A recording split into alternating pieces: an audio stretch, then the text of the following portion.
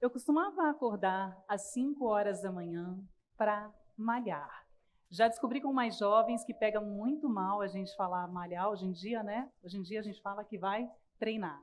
Mas na época era 2010 e a moda naquele momento, para quem queria ser fit, era o tal do suco verde. Muitos de vocês aqui devem lembrar dessa moda. Eu acordava às 5 da manhã, batia o meu suco verde e ia tomando o meu café da manhã saudável para a academia. Chegava lá, treinava, me arrumava e seguia para a redação do telejornal. Na época, eu era repórter de política e economia, e a minha vida era uma vida, como vocês podem imaginar, a vida de um jornalista em Brasília, cobrindo o Congresso e Palácio do Planalto. A minha vida, gente, ela era assim.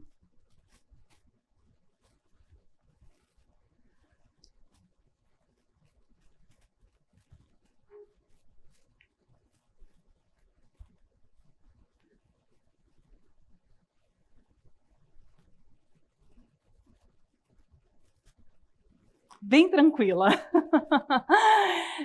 Nesse período, eu era setorista do Palácio do Planalto, então eu acompanhava a agenda do presidente.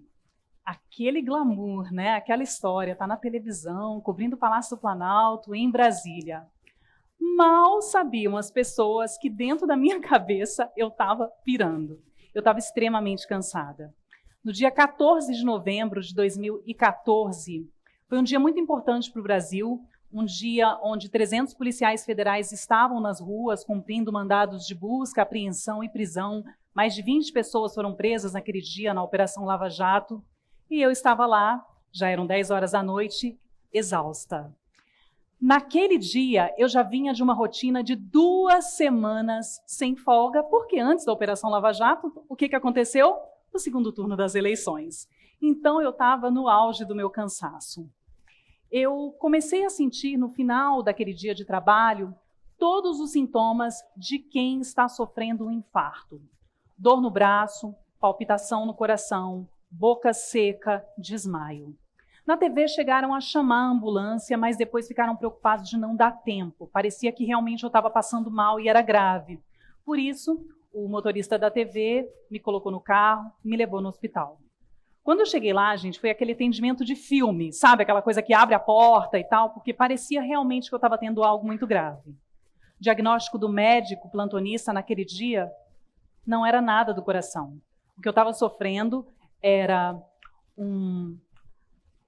uma crise de transtorno de ansiedade generalizada. Algo que hoje em dia vocês já devem ter visto as pessoas fazendo brincadeirinha. Você tem TAG, agora tem até uma siglazinha. Era 2014 e naquele momento o termo burnout, ele ainda não era um termo popular. Voltei para casa, de licença médica, me sentindo culpada. Doente e culpada. Culpada e me sentindo fracassada. Por que eu não era tão forte que nem aqueles colegas que conseguiam estar ali naquele dia a dia? Eu me sentia culpada porque eu não estava cumprindo o plantão que eu deveria cumprir naquele fim de semana na apresentação do telejornal, e era uma chance maravilhosa. Eu tinha que estar lá no Rio apresentando o telejornal, e eu não estava. Eu me sentia culpada porque tinham pautas maravilhosas naquele período e eu não estava fazendo. Eu comecei a perceber que estava demais. Foi quando o psiquiatra que me atendia naquele momento falou: Viviane, sabe de uma coisa? O seu cérebro está programado para nunca desligar. O seu cérebro está programado para que você tenha algo novo, uma notícia, de hora em hora. Bom, daquilo dali, gente, eu vi que eu precisava fazer algo. E tem um clichê que vocês já devem ter ouvido, que é quando os psicólogos falam assim: revisite a sua infância. E eu resolvi seguir essa dica. Tem hora que os clichês eles funcionam mais do que as dicas mais complexas. E assim, eu revisitei a minha infância e revisitei aquela menina que morava na QE 13, Conjunto G, do Guará 2, Casa 15. Lembro até do número do meu telefone. Lembra dessa época, quando a gente ainda memorizava o número do telefone?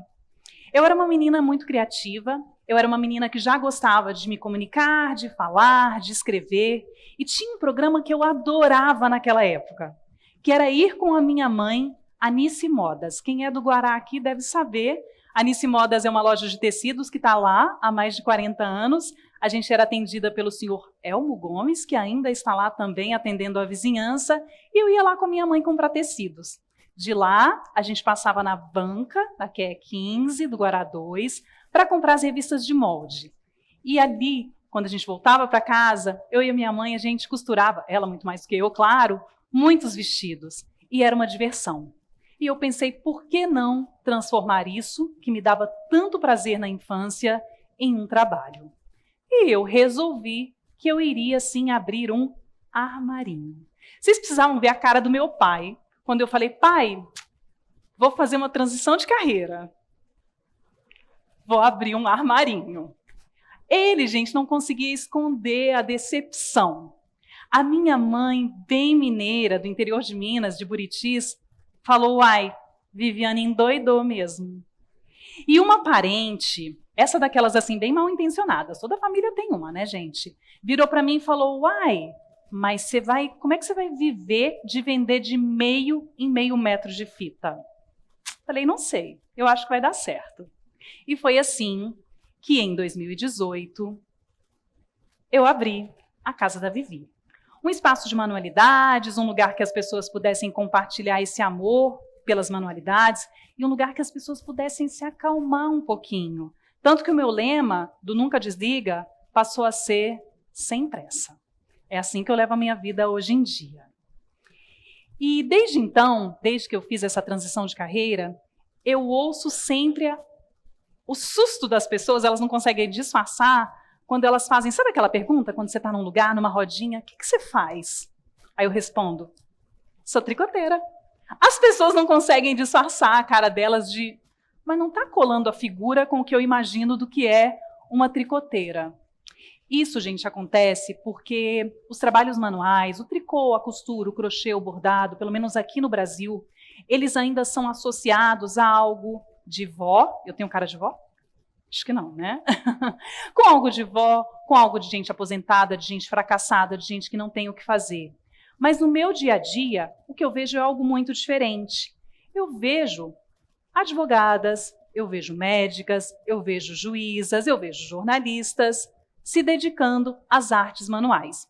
E eu trouxe aqui para vocês algumas fotos de algumas pessoas que eu acho que vocês vão conhecer e talvez vocês nem imaginem que tricotem e usem o tricô e os trabalhos manuais como uma ferramenta de bem-estar e autocuidado. Michelle Obama. Michelle Obama começou a tricotar durante a pandemia, fazendo aula online. Uma pena que não tenha sido minha aluna, viu? Porque eu ia ter adorado. Durante a pandemia eu dei muita aula online para brasileiras, não só que moram no Brasil, mas brasileiras espalhadas pelo mundo e portuguesas também. O tricô, durante a pandemia, acabou sendo usado por muita gente como uma ferramenta para baixar a ansiedade, que era algo que todos nós estávamos sentindo. Em entrevista, a Michelle chegou a dizer que quando o Obama vinha, Michelle, estou contando, por favor, não me interrompa. Quem é tricoteira sabe bem como é que é isso. A gente não quer ser interrompida por ninguém quando a gente está tricotando.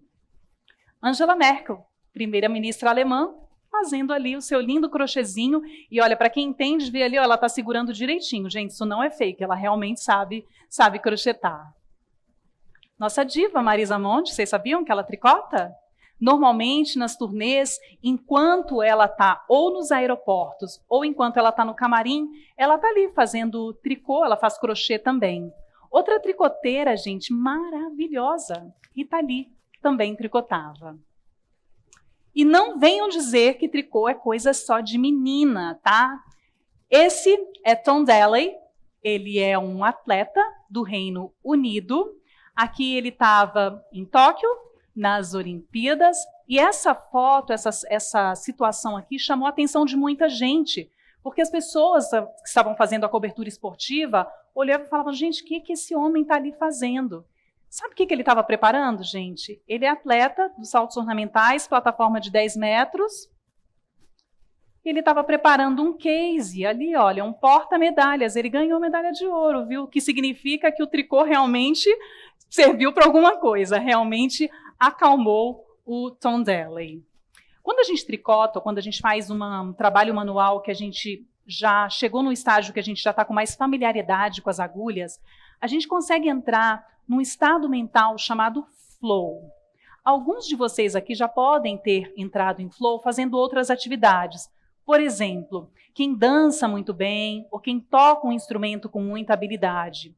O flow é aquela situação que a sua coordenação motora está completamente alinhada ali com a sua mente. Você entra no estado de prazer profundo, não pensa em nada e está ali só executando o movimento. É isso que a gente sente quando a gente está tricotando.